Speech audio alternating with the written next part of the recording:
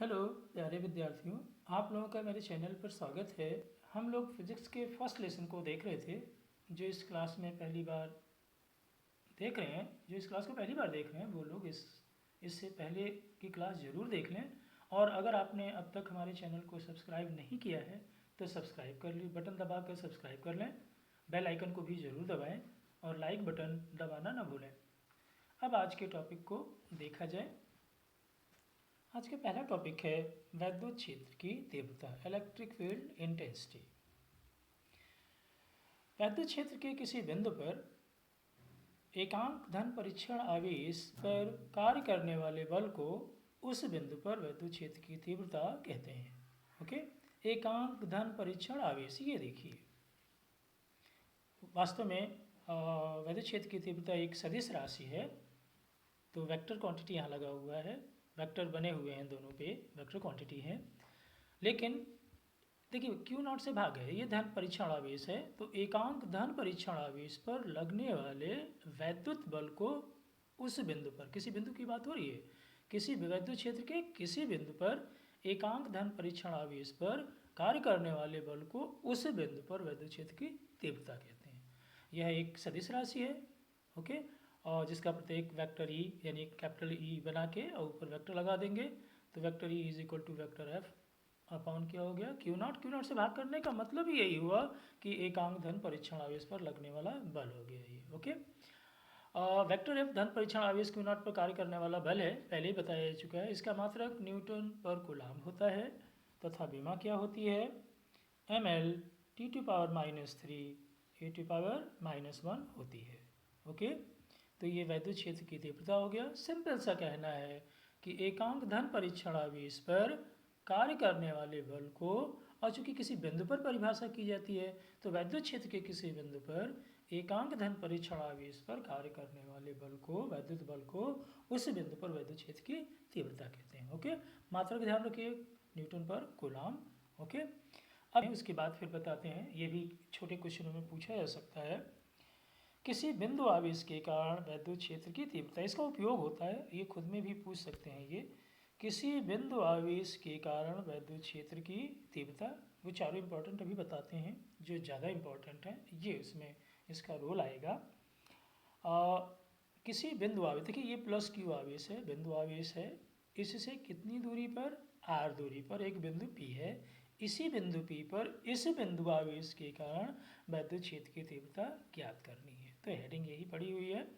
Okay, अब मान लिया कि एक जो प्लस क्यू आवेश है ऐसे माध्यम में स्थित है, और कहाँ, किस बिंदु पर स्थित है, ए बिंदु पर स्थित है, जिसका परावैद्युतांक के है। ओके, हमने मान लिया कि प्लस क्यू आवेश ऐसे माध्यम में बिंदु ए पर स्थित है जिसका परावैद्युतांक कितना है, के है। इस आवेश से आर दूरी पर बिंदु पी है जिस पर वैद्युत क्षेत्र की तीव्रता ज्ञात करनी है प्लस क्यू के कारण पी पर। यानी इस प्लस क्यू आवेश के कारण बिंदु पी पर वैद्युत क्षेत्र की तीव्रता ज्ञात करनी है। ओके, हमने मान लिया पी पर एक धन परीक्षण आवेश, धन है, धन परीक्षण आवेश स्थित है। तो इसका मतलब वहाँ पर दो आवेश हो गए, एक प्लस क्यू नॉट। तो दोनों धनात्मक हैं, इसलिए इनमें प्रतिकर्षण लगेगा, इसीलिए एफ की दिशा बाहर की तरफ। ध्यान रखिए प्लस क्यू के कारण जो वैद्युत बल कार्य करता है वो बाहर की तरफ, यानी इसलिए वेक्टर एफ हो गया। तो अब चूंकि दो बिंदु आवेश हैं, धनात्मक है, प्रतिकर्षण लगेगा, तो आकर्षण या प्रतिकर्षण बल निकालने के लिए हम लोग किससे निकालते हैं, निकालने के लिए किसका उपयोग करते हैं, कूलाम के नियम से। तो कूलाम के नियम से क्यू नॉट पर जो कार्य करने वाला वैद्युत बल होगा प्लस क्यू और प्लस क्यू नॉट के कारण, तो पी पर प्लस क्यू के कारण जो वैद्युत बल कार्य करेगा वो कूलाम के नियम से हो जाएगा कितना, 1/4πε0 q not upon are square. Q1 Q2 upon are square होता है। तो पहला आवेश Q है, दूसरा Q1 है। तो हम लोग बल निकाल लिए कूलाम के नियम से 1/4πε0 के Q not upon are square, ये परिमाण है। अतः P पर वैद्युत क्षेत्र की तीव्रता का परिमाण, चूंकि देखिए सूत्र था ऊपर हम लोगों ने जो परिभाषा की थी, vector E is equal to vector F upon Q naught, लेकिन वो वेक्टर रूप में था, सदिश रूप में, लेकिन परिमाण के हिसाब से E इज इक्वल टू हो जाएगा वैद्युत P पर जो वैद्युत क्षेत्र की तीव्रता हो जाएगी वो एफ अपॉन क्यू नॉट। इस एफ को भाग कर देंगे क्यू नॉट से, तो ये क्यू नॉट कट जाएगा। तो हम लोगों का क्या आ गया, E is equal to 1/4πε0 Q/r²। आ गया न्यूटन पर कूलम। लेकिन निर्वात के लिए या वायु के लिए के का मान कितना रख देते हैं? 1 रख देंगे। देख लीजिए, तो के का मान 1 रखते ही ई का मान आ गया 1/4πε0 Q/r²। एकदम सिंपल है।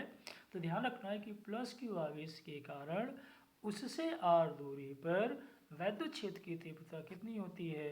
1/4πε0 Q/r²। यदि आवेश निर्वात में रखा है, माध्यम में रखा है, तो 1/4πε0 K हो जाएगा और Q/r² हो जाएगा। ओके, अब हम लोग नेक्स्ट परिभाषा देखते हैं। पहले कौन सा? वैद्युत द्विध्रुव, इलेक्ट्रिक डाइपोल। ये ऐसा निकाय है जो समान और विपरीत आवेशों से मिलकर बनता है और उन आवेशों को अत्यंत अल्प दूरी पर रखा जाता है। ओके, उनके बीच की जो दूरी होती है वो अत्यंत अल्प होती है। तो सिंपल सा है वह निकाय जिसमें दो समान परंतु विपरीत आवेश एक दूसरे से अत्यंत अल्प दूरी पर स्थित होते हैं, वैद्युत द्विध्रुव कहलाते हैं। ओके, ये ऐसा निकाय है जो अत्यंत अल्प दूरी पर रखे जाते हैं, दो समान और विपरीत आवेश। ओके, देखिए यहाँ -q और +q अत्यंत अल्प दूरी, 12 लेने का मतलब अत्यंत अल्प दूरी पर रखे हुए हैं। तो ये क्या हो गया? ये निकाय क्या हो गया? वैद्युत द्विध्रुव हो गया। अब वैद्युत द्विध्रुव आघूर्ण, इसी वैद्युत द्विध्रुव का आघूर्ण सिंपल सी परिभाषा है, अभी हम लोग करते हैं। देखिए, आवेश किन आवेशों से मिलकर द्विध्रुव बना था? -q और +q। तो आवेश के परिमाण की बात होगी तो सिर्फ q, और उनके बीच की दूरी कितनी थी? 12। तो इसी गुणनफल को q और उनके बीच की दूरी मतलब 12 के गुणनफल को ही वैद्युत द्विध्रुव का आघूर्ण कहते हैं। ओके, तो किसी वैद्युत द्विध्रुव के आघूर्ण के परिमाण, वही आवेश के परिमाण और दोनों आवेशों के बीच की दूरी के गुणनफल को वैद्युत द्विध्रुव का आघूर्ण कहते हैं। यदि द्विध्रुव के आवेश -q और +q है, कूलम हो, तो और उनके बीच की दूरी 12 मीटर है, तब वैद्युत द्विध्रुव की आघूर्ण ये हो जाएगा वही आवेश गुणे उन दोनों आवेशों के बीच की दूरी, मतलब 2ql कह लीजिए, q × 2l कह लीजिए। और चूंकि एक सदिश राशि है तो इसकी दिशा वैद्युत द्विध्रुव की अक्ष के अनुदिश किधर से किधर? ऋण आवेश से धन आवेश की ओर होती है। यानी द्विध्रुव आघूर्ण जो है वो वैद्युत द्विध्रुव आघूर्ण एक सदिश राशि है जिसकी दिशा ऋण आवेश से धन आवेश की ओर होती है। इसका मात्रक कूलम मीटर होता है और विमीय सूत्र क्या है? LTA है। ओके, अब हम जो पीछे बात कर रहे थे कि चार इसमें इम्पॉर्टेंट बहुत टॉपिक हैं, ये परिभाषाएं भी इम्पॉर्टेंट है, ये इन्हीं के साथ लगा दिया जाता है, चाहे वो वैद्युत द्विध्रुव आघूर्ण की परिभाषा उसी के साथ इन प्रश्नों के साथ लगा दें या वैद्युत द्विध्रुव का लगा दें। तो जो हम लोग नेक्स्ट देखने चल रहे हैं ये इम्पॉर्टेंट है। क्या है? देखिए, वैद्युत द्विध्रुव की अच्छी स्थिति में किसी बिंदु पर वैद्युत क्षेत्र की तीव्रता ज्ञात करना। अच्छी स्थिति, वैद्युत द्विध्रुव की अच्छी स्थिति, ये वैद्युत द्विध्रुव है मान लीजिए। ओके, ये वैद्युत द्विध्रुव है और बीच में बिल्कुल जो होती हुई रेखा ये जाती है, ये पूरी अक्ष हो गया। ये मतलब इसकी अक्षीय कितनी भी दूरी कहीं ले लीजिए, ये अक्षीय स्थिति होती है द्विध्रुव की। अभी चित्र में भी और इसमें डिस्कस कर देंगे। पहले रेफरेंस हम लोग लिखेंगे, फिगर अगले पेज पे मिलेगा। माना एक द्विध्रुव ए बी है, निश्चित है -q और +q आवेशों से मिलकर बना होगा, उनके बीच की दूरी कितनी होगी? 12 होगी। तो वो द्विध्रुव ऐसे माध्यम में स्थित है जिसका परावैद्युतांक कितना है? k है। ओके, माना द्विध्रुव के मध्य बिंदु, हमेशा दूरी को मध्य बिंदु से नापेंगे।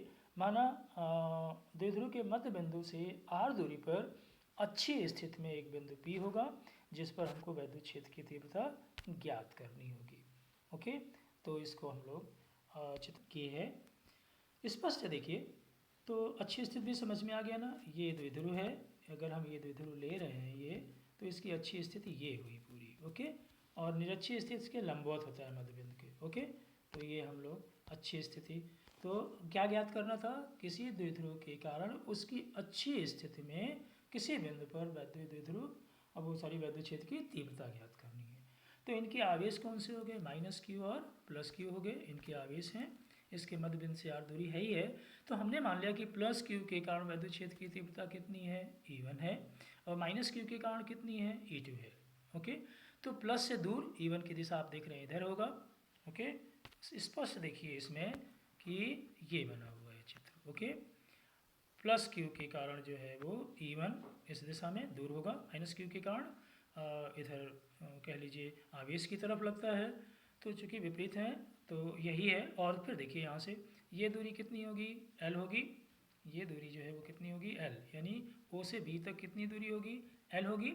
और चूँकि ये दूरी कितनी है, R है, तो B से P की दूरी कितनी हो जाएगी, R माइनस L। और A से P की दूरी कितनी हो जाएगी, R प्लस L हो जाएगी। ओके, तो देखिए यहाँ से फिर मान लिया हमने कि प्लस क्यू के कारण विद्युत क्षेत्र की तीव्रता कितनी है, E1, और माइनस क्यू के कारण कितनी है, E2। तब जो पीछे सूत्र किया था E इज इक्वल टू 1/4πε0 के क्यू अपॉन आर स्क्वायर, उससे यहाँ पे दूरी कितनी है, प्लस क्यू से दूरी P की कितनी है, R माइनस L है, उसका होल स्क्वायर हो गया, जिसकी दिशा किधर होगी, B से P की ओर होगी, दूर की तरफ। और E2 किसके कारण विद्युत क्षेत्र की तीव्रता है, वो माइनस क्यू के कारण। तो इसका हो जाएगा 1/4πε0 q upon r plus L का होल स्क्वायर, क्योंकि दूरी कितनी है यहाँ से, माइनस क्यू से दूरी कितनी है P की, R प्लस एल है। ये किसकी दिशा होगी, PA की तरफ। अब अगर हम परिमाण की बात करें, E1 का मान कहाँ ज़्यादा होगा, क्यों, ये राशि जो है R माइनस एल वो कम है और R प्लस एल का होल स्क्वायर ज़्यादा है। तो हर में जब ज़्यादा होता है तो राशि कम होती है, और R माइनस एल का होल स्क्वायर ये ज़्यादा होगा। तो यानी E1 ज़्यादा है और E2 कम है। तो जो परिणामी होगा वो E is equal to E1 minus E2, E1 E2 के यहाँ मान रख के ये कॉमन हो गया, Q अपॉन 4πε0 कॉमन ले लेंगे तो यहाँ से 1/R माइनस एल का whole square, 1/R plus L का होल स्क्वायर माइनस के साथ एलसीएम लेके हल करेंगे, R माइनस एल का whole square, R plus L इसका होल स्क्वायर एलसीएम हो जाएगा, यहाँ R प्लस एल का whole square minus R minus L का होल स्क्वायर ओपन कर देंगे तो हमारा कट के क्या बच जाएगा, 4LR। तो यहाँ पे देखिए इसकी दिशा जो होगी वो, क्योंकि E की दिशा में जो विद्युत क्षेत्र था E1 ज़्यादा था और E2 कम था, तो जो परिणामी आएगा वो B से P की ओर होगा, VP दिशा में होगा, क्योंकि E1 का मान ज़्यादा था। अब इसको एडजस्ट कर लिया जाए, देखिए 4 जो लिखा है उसको 2 × 2 QL एक साथ कर लिया जाए, यहाँ पे हम लोग क्या रख देंगे, P रख देंगे। तो अब हम लोगों का जो E का मान आया वो कितना आया, देख लीजिए, इसका P रखने के बाद 1/4πε0 के 2PR upon R square minus L square whole square. अब यहाँ पे चूँकि ध्यान रखना है, यहाँ पे हम लोग L का मान यहाँ देखिए बहुत अत्यंत अल्प होता है R की तुलना में, तो एल स्क्वायर और छोटा हो जाएगा, इसलिए यहाँ से एल स्क्वायर को छोड़ देंगे। तो अब यहाँ पे क्या बन जाएगा, R स्क्वायर का होल स्क्वायर, R की पावर 4, एक R की पावर कट के E का मान आ गया 1/4πε0 के 2P अपॉन R क्यूब। ये हो गया B से P दिशा में, यानी माइनस Q से प्लस Q दिशा में इसकी दिशा होगी। और अभी जब हम लोग इसमें निर्वात में ले लेंगे तो निर्वात के लिए K का मान 1 रख देंगे। जो मैं 4 इम्पॉर्टेंट रिजल्ट की बात कर रहा था, तो द्विध्रुव के कारण उसके अक्षीय बिंदु पर विद्युत क्षेत्र की तीव्रता ज्ञात करना 1 हो गया, उसके निरक्षीय स्थिति पर विद्युत क्षेत्र की तीव्रता ज्ञात करना 2 हो गया, और उसके बाद किसी भी बिंदु पर विद्युत क्षेत्र की द्विध्रुव के कारण विद्युत क्षेत्र की तीव्रता ज्ञात करना 3 हो गया। और अगर एक समान विद्युत क्षेत्र में कोई द्विध्रुव रखा है तो उस पर बलयुग्म का आघूर्ण ज्ञात करना, ये 4 इम्पॉर्टेंट हैं, उन्हें तैयार करना होगा। अब हम लोग इसमें जो बता रहे थे कि निर्वात के लिए यदि K का मान 1 रख दिया जाए तो हम लोगों का ये K इज इक्वल टू 1 रखते ही E का मान आ गया 1/4πε0 2P अपॉन R क्यूब। तो ये अच्छी स्थिति में किसी द्विध्रुव के कारण उसके मध्य बिंदु से R दूरी पर स्थित बिंदु पर विद्युत क्षेत्र की तीव्रता हम लोगों ने व्यंजक ज्ञात कर लिया। अब उसकी निरक्षीय स्थिति क्या होती है, बिल्कुल विद्युत द्विध्रुव के मध्य बिंदु से। ओके, आप समझिए इसके चित्र को, ये चित्र बना हुआ है, स्पष्ट समझना होगा। ये विद्युत द्विध्रुव का मध्य बिंदु इसमें क्या है, O है। ओके, और इस O से ये O है, इसके लंबवत, द्विध्रुव के बिल्कुल लंबवत ये कौन सी होती है, निरक्षीय स्थिति होती है। तो मध्य बिंदु से R दूरी पर P लिया गया है, ये इसी P पर विद्युत क्षेत्र की तीव्रता ज्ञात करनी है। तो आप देखिए B ये दूरी कितनी हो गई, r हो गई। ये दूरी कितनी हो गई, o से b की l हो गई। तो ये दूरी कितनी हो जाएगी, यानी bp कितनी हो जाएगी, √r² प्लस l²। उसी तरह से AP भी कितनी हो जाएगी, √r² प्लस l²। फिर इस चित्र को समझ लीजिए, प्लस q के कारण जो तीव्रता है वो कितनी है, E1 है, इस दिशा में देखिए, ओके, यानी आवेश से दूर, ओके। और जो माइनस q के कारण तीव्रता है वो कितनी है, E2 है, यानी आवेश की तरफ। तो इन दोनों का जो परिणामी होगा बिल्कुल बीच में, यानी E1 E2 लंबवत है, तो इसका जो परिणामी होगा बिल्कुल बीच में 45 डिग्री, मतलब इनके बीच में कह सकते हैं, क्योंकि छोटे बड़े हो सकते हैं, तो इनको बिल्कुल मध्य में होगा। क्योंकि ये कोण कितना लिया गया है, थीटा, तो ये भी कोण कितना होगा, थीटा होगा। तो इस E1 का वियोजित भाग इस E की दिशा में E1 cos थीटा ये है, और इस E2 का भी इसी दिशा में वियोजित भाग कितना होगा, E2 cos थीटा। तो जो परिणामी E है वो यहाँ पे देखिए, E = E1 cos theta plus E2 cos theta होगा, ओके। तो चित्र समझ में आ गया होगा। इसको देखिए, हम लोगों ने इसमें चित्र के बारे में देख लिया। अब देखिए यहाँ पे जो हमने पूरा समरी बता दिया, इसको ध्यान रखिए। यहाँ ध्यान देना है E1। देखिए पहले चित्र के बारे में जो लिखना है जनरल वही आप लिखेंगे कि एक माना एक द्विध्रुव क्या है, AB ऐसे माध्यम में स्थित है जिसका परावैद्युतांक कितना है, K है। जनरल सेंटेंस हो गया। वैद्युत द्विध्रुव किससे मिलकर बना है, -q और +q कूलाम के आवेशों से बना है, जिसके बीच की दूरी कितनी है, 2l है। बिल्कुल सामान्य हो गया। और निरक्षीय भी बताए थे, माना द्विध्रुव के निरक्षीय स्थिति में वैद्युत द्विध्रुव के मध्य बिंदु से कितनी दूरी पर P था, r दूरी पर था, जिस पर वैद्युत क्षेत्र की तीव्रता ज्ञात करनी है, जो कि हम समझा चुके हैं पहले ही। ये भी बता चुके थे कि +q आवेश के कारण P पर वैद्युत क्षेत्र की तीव्रता कितनी है, E1। और बिल्कुल वही सूत्र 1/4πε0 q/r² होता था। यहाँ दूरी कितनी है, √r² प्लस l²। तो इसका वर्ग करेंगे तो यहाँ आ जाएगा r² प्लस l²। इसकी दिशा क्या होगी, B से P की ओर होगी। और E2 का जो मान होगा वो देखिए 1/4πε0 k q/r² प्लस l²। इसकी दिशा क्या होगी, P से A की तरफ होगी, ओके। समझ में आ गया E1 E2। E1 का मान भी दूरी √r² प्लस l², वर्ग करेंगे तो यहाँ आपका आ गया r² प्लस l², यहाँ भी आ गया।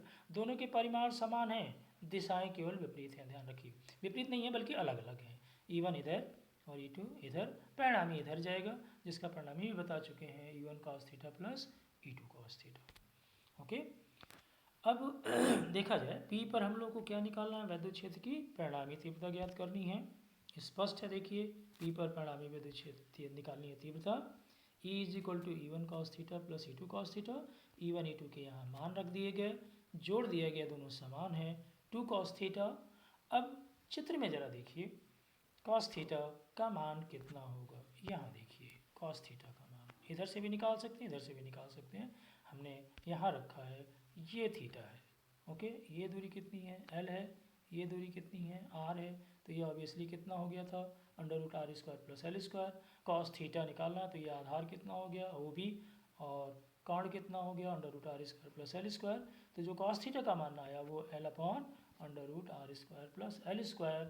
वहीं हम लोग रख देंगे इसको, ओके।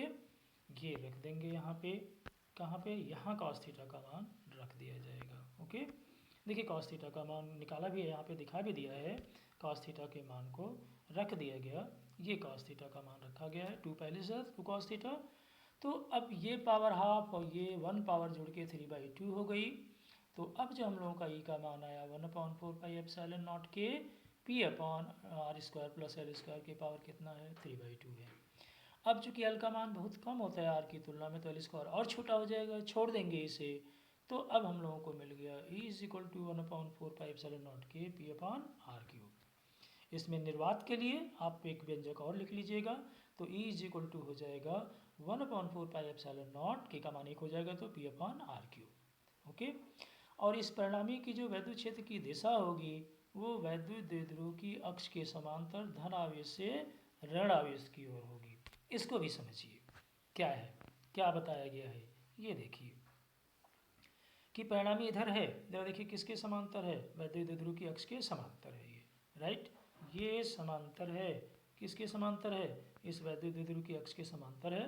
और दिशा किधर को देख रहे हैं ना, माइनस क्यू से प्लस क्यू से माइनस क्यू की तरफ। यही पिछले पेज में लिखा हुआ था। ओके, तो ये देखिए वही लिखा हुआ है कि जो परिणामी की दिशा होगी वो वैद्युत क्षेत्र की दिशा के अक्ष के समांतर और प्लस क्यू से माइनस यानी धन आवेश से ऋण आवेश की ओर है। ओके, तो अच्छी स्थिति हो गई और निरक्षी स्थिति हो गई। अच्छी स्थिति में जो वैद्युत क्षेत्र की तीव्रता आई थी, समान दूरी पर निरक्षी स्थिति में वैद्युत क्षेत्र की तीव्रता की दूनी आई थी।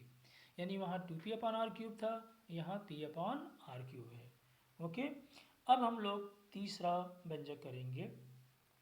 वैद्युत द्विध्रुव के कारण किसी भी बिंदु पर वैद्युत क्षेत्र की तीव्रता ज्ञात करना। अच्छी स्थिति, निरक्षी स्थिति, अब किसी भी बिंदु पर वैद्युत क्षेत्र की तीव्रता ज्ञात करना है। माना एक वैद्युत द्विध्रुव AB एक ऐसे माध्यम में स्थित है जिसका परावैद्युतांक कितना है, AB है। ये सामान्य सेंटेंस हो गया जो रेफरेंस हम लोग लिखते हैं चित्र के बारे में। वैद्युत द्विध्रुव किन आवेशों से मिलकर बना होता है, प्लस क्यू और माइनस क्यू आवेशों से मिलकर बना होता है, और जिनके बीच की दूरी सामान्य हम लोग कितना लेते हैं, अत्यल्प 2l लेते हैं। अब अन्य बिंदु यानी हम लोग लें, अन्य बिंदु पर लेकर और उस पर वैद्युत क्षेत्र की तीव्रता ज्ञात करने। ये हमारा चित्र है, इसको गौर से समझ लीजिए क्या है इसमें। ये देखिए चित्र बना हुआ है किसी भी बिंदु का। ओके, ये AB क्या है, वैद्युत द्विध्रुव है। ओके, न अक्ष पे न निरक्ष पे, किस पे, कोई बिंदु यहाँ P है, उसके मध्य बिंदु से ही दूरी नापी जाती है, मध्य बिंदु से r दूरी पर बिंदु कोई बिंदु है, कोई बिंदु P है। ओके, तो इसमें समझ लीजिए वैद्युत द्विध्रुव, ये जो यहाँ P हो गया। अब चूंकि द्विध्रुव के कारण जो आघूर्ण है यानी माइनस क्यू और प्लस क्यू के कारण आघूर्ण की दिशा उसके अक्ष में वेक्टर P है, यानी परिमाण कितना हो गया, P हो गया। इस बिंदु को जब O से मिलाते हैं तो OP का इस द्विध्रुव के साथ कोण कितना है, थीटा है। समझ लीजिए यही पॉइंट केवल समझना है, उसके बाद इस आर्टिकल में कुछ नहीं बचेगा। P की दिशा से OP की दिशा कितने कोण पर है, थीटा कोण पर है, तो P का जो वियोजित भाग होगा OP की दिशा में वो कितना हो जाएगा, P cos थीटा। ओके, और जो P का उसके लंब दिशा में यानी P cos थीटा के लंब दिशा में वियोजित भाग कितना हो जाएगा, P sin थीटा। ओके, तो P के लिए अच्छी स्थिति ये थी, लेकिन P cos थीटा के लिए इस द्विध्रुव की अच्छी स्थिति ये हो जाएगी, यानी OP की दिशा अच्छी स्थिति हो जाएगी। ध्यान रखिएगा, यानी P cos थीटा के लिए अच्छी स्थिति OP की है और P sin थीटा के लिए ये निरक्षी स्थिति है। कौन सी, OP के लंबवत जिधर P sin थीटा बना है।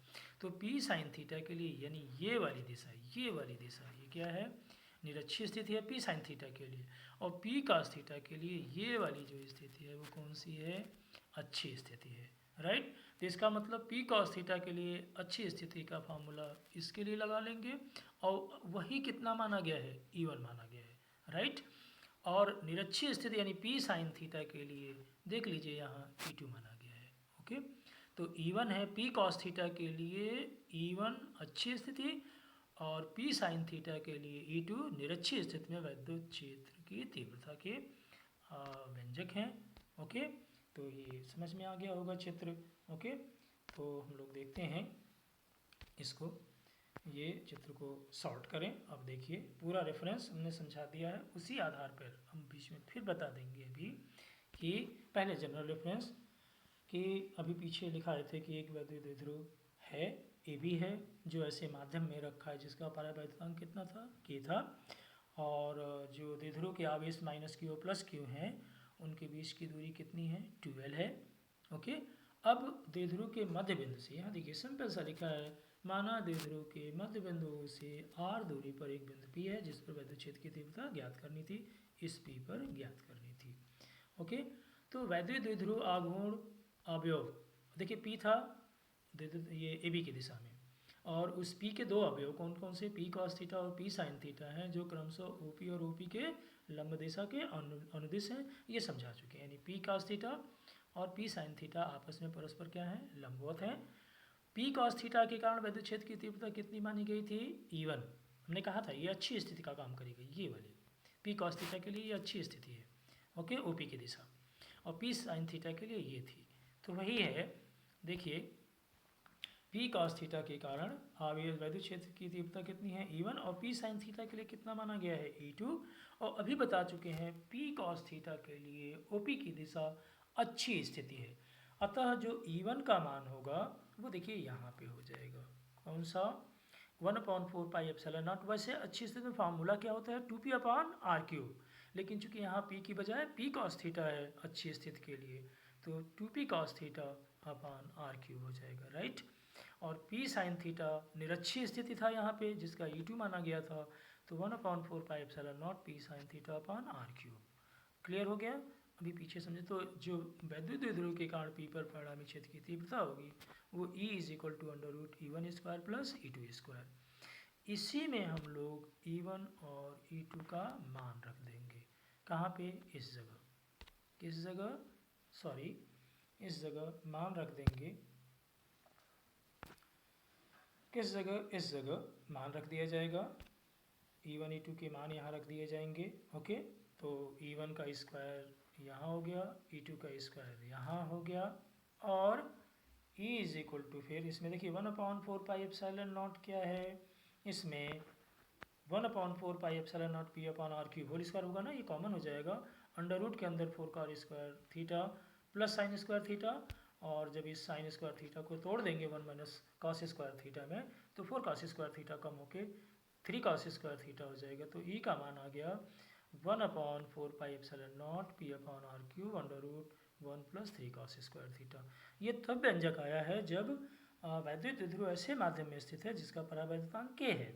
निर्वात के लिए निकालना होगा तो हम लोग ऑफ कोर्स k का मान 1 रख देंगे यानी निर्वात के लिए यहाँ देखिए k का मान 1 रख दिया गया तो उसी समीकरण से अब जो E का मान आएगा वो 1/4 pi epsilon naught p/r³ under root 1 plus 3 cos square theta. ये व्यंजक तब आया जब द्विध्रुव कहाँ रखा होगा निर्वात में रखा होगा। अब देखिए यहाँ पे एक चीज़ और हमें चित्र में बताना होगा ये फाई यहाँ हमने रखा है कि यदि परिणामी E की दिशा OP से फाई कोण पर हो तब tan phi = E2/E1 का मान E2 और E1 के मान ये रख दिए गए हैं तो हाफ tan थीटा आएगा। ये वास्तव में है क्या इसको समझिए यहाँ पे समझाते हैं। यहाँ देखिए इस जगह पे आते हैं इस जगह पे ये है राइट। देखिए यहाँ पे ये E1 की दिशा थी ये E2 की दिशा थी। E1 किसके कारण था p cos थीटा के कारण E2 किसके था p sin थीटा। तो E1 और E2 के मान हम लोगों के पास हैं। इन दोनों E1 E2 का परिणामी ये है E। तो E जो है वो OP से कितने कोण पर है फाई कोण पे है। इस फाई का मान निकालने के लिए tan phi = हो जाता है E2/E1 छोटे क्लास में पढ़ा होगा ये। तो tan phi = हो जाएगा E2/E1 वहीं पे E1 और E2 का मान रख दिया गया था ओके। तो हमारा हाफ tan थीटा आ गया था ओके।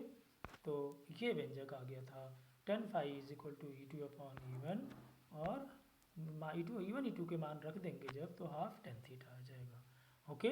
तो हम लोगों ने अच्छी स्थिति के किसी बिंदु पर वैद्युत क्षेत्र की तीव्रता निरक्षीय स्थिति के किसी बिंदु पर वैद्युत क्षेत्र की तीव्रता और किसी भी बिंदु पर वैद्युत क्षेत्र की तीव्रता 3 व्यंजक निकाले। अच्छी स्थिति में क्या आया था निर्वात में रखें तो 1/4 पाई एप्सिलॉन नॉट p/r³। निरक्षीय स्थिति में क्या आया था सॉरी अच्छी स्थिति में 2p/r³। E = 1/4 pi epsilon not 2p/r³। निरक्षीय स्थिति में 1/4 पाई एप्सिलॉन नॉट p/r³ और किसी भी बिंदु पर देख रहे हैं जो कि थीटा कोण पे था वैद्युत द्विध्रुव से तो उसका व्यंजक आया था E = 1/4 pi epsilon naught p/r³ under root 1 plus 3 cos square theta okay. अब एक और इसी की बात कर रहा था ये चौथा इंपॉर्टेंट आर्टिकल है। एक समान बाह्य वैद्युत क्षेत्र में रखे वैद्युत द्विध्रुव पर लगने वाले बल युग्म का आघूर्ण का व्यंजक निकालेंगे। ये आप देख रहे हैं कि ये जो है ये वैद्युत क्षेत्र की एक समान वैद्युत क्षेत्र की दिशाएं हैं ये ओके। ई चित्र में बना हुआ है स्पष्ट और उसमें एक ये द्विध्रुव रखा हुआ है किस कोण पर स्थित है थीटा कोण पर है ओके। द्विध्रुव के आवेश क्या है इधर -q है इधर क्या है +q है ओके। तो इसी वैद्युत द्विध्रुव जो थीटा कोण पे रखा हुआ है एक समान वैद्युत क्षेत्र से इसी पर कार्य करने वाले बलयुग्म के आघूर्ण यानी कि बलयुग्म का आघूर्ण का व्यंजक ज्ञात करेंगे। जब किसी वैद्युत द्विध्रुव को एक समान वैद्युत क्षेत्र में रखा जाता है तो उस पर एक बलयुग्म कार्य करता है। यह बलयुग्म वैद्युत द्विध्रुव को वैद्युत क्षेत्र की दिशा में लाने का या संरेखित करने का प्रयत्न करता है और इसी को क्या बोला जाता है, प्रत्यानयन बलयुग्म कहा जाता है। यह प्रत्यानयन बलयुग्म कहलाता है। जो बलयुग्म इस वैद्युत द्विध्रुव को वैद्युत क्षेत्र की दिशा में संरेखित करने का प्रयास करता है उसी को प्रत्यानयन बलयुग्म कहा जाता है। ओके, आप रेफरेंस देखिए, ये चित्र के बारे में है कि माना वैद्युत द्विध्रुव एक समान वैद्युत क्षेत्र ई में उससे कितने कोण पर रखा हुआ है, थीटा कोण पर रखा हुआ है। अब थोड़ा सा यहाँ पे देखिए कि फिगर के बारे में कि थीटा कोण पे रखा था और वैद्युत द्विध्रुव रखा हुआ है तो प्लस क्यू पर, यहाँ पे प्लस क्यू पर जो बल कार्य करेगा वो स्मॉल क्यू वही आवेश इंटू ई जो कि क्षेत्र की दिशा में है, और एक बल यहाँ कार्य कर रहा है इस बिंदु पर, नीचे की बिंदु पर देखिए इस जगह कितना है ये, वहाँ उसका मान भी वही होगा लेकिन दिशा, यहाँ पे भी ई क्यू ई होगा बल और यहाँ पे भी क्यू ई होगा बल, समान बल हैं ये और विपरीत दिशा में हैं, समांतर हैं, तो ये बलयुग्म बना लेंगे। ओके, वही लिखा हुआ है प्लस क्यू और माइनस क्यू पर लगने वाले बल F एक बलयुग्म बनाते हैं। बलयुग्म बनाने की शर्त क्या होती है, बल समांतर होने चाहिए। देखिए एक बल इधर कार्य कर रहा था, एक बल इधर कार्य कर रहा था, यानी दोनों बल हो गए समांतर, इधर भी F इधर भी F, दोनों समान हो गए, समांतर हो गए, विपरीत हो गए तो ये बलयुग्म बन जाता है। जब दो समान और विपरीत बल समांतर कार्य करते हैं तो बलयुग्म का निर्माण करते हैं, वही यहाँ लिखा है। और ये बलयुग्म बनाते हैं जो द्विध्रुव को घुमाकर जो एक समान वैद्युत क्षेत्र ई है उसकी दिशा में लाने का प्रयत्न करता है। और बलयुग्म का आघूर्ण का सूत्र पीछे क्लासों में आप लोग पढ़ चुके हैं। ओके, जो होता है बल गुणे बलों की क्रिया रेखाओं के बीच की दूरी। ओके, तो यहीं पे बल जो कि देख रहे हैं क्यू ई है और इस जगह देखिए tau is equal to, tau इसका प्रतीक है तो टाउ इज इक्वल टू हो गया वही बल और बलों के क्रिया रेखाओं के बीच की दूरी। ओके, तो चित्र से एक चीज़ और आपको स्पष्ट करना है, ये देखिए यहाँ पे क्या है, अच्छी तरह जानते हैं।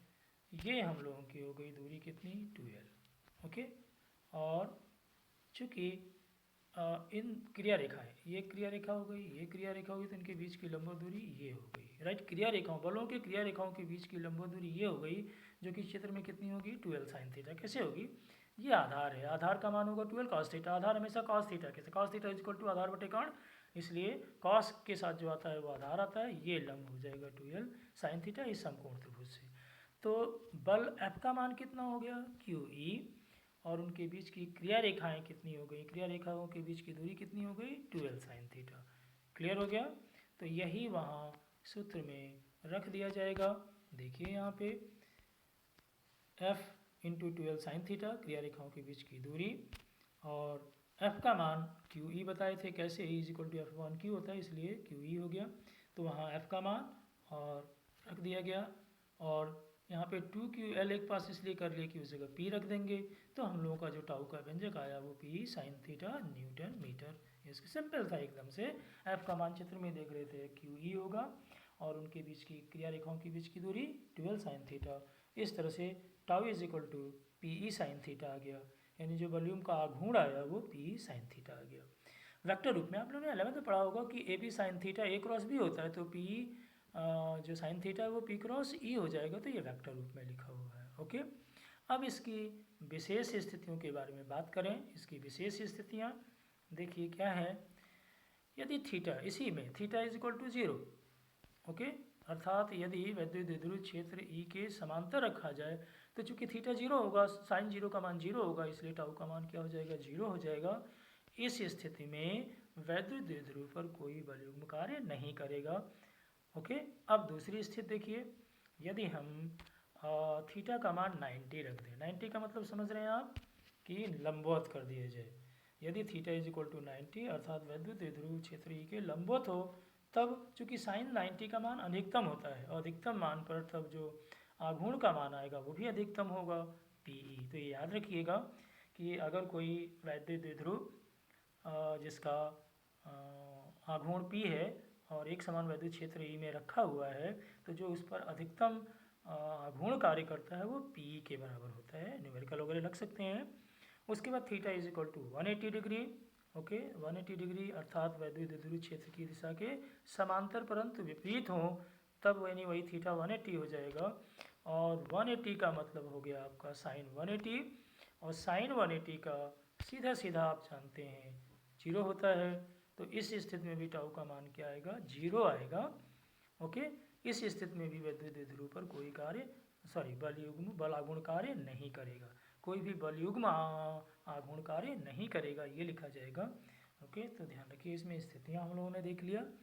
तो प्यारे विद्यार्थियों, आज के लिए इस क्लास में इतना ही। आप लोगों से पुनः कहेंगे कि चैनल को सब्सक्राइब जरूर करिए, लाइक करिए। ओके, अपने मित्रों से शेयर करिए, बताइए उन्हें कि अगर आपको लगता है कि ये लाभकारी है लाभ, तो अन्य विद्यार्थी भी इसका लाभ उठाएं। जितने अधिक विद्यार्थी इसका लाभ उठाएंगे उतनी ही मेरी मेहनत सार्थक होगी। और बस आज के क्लास के लिए इतना ही।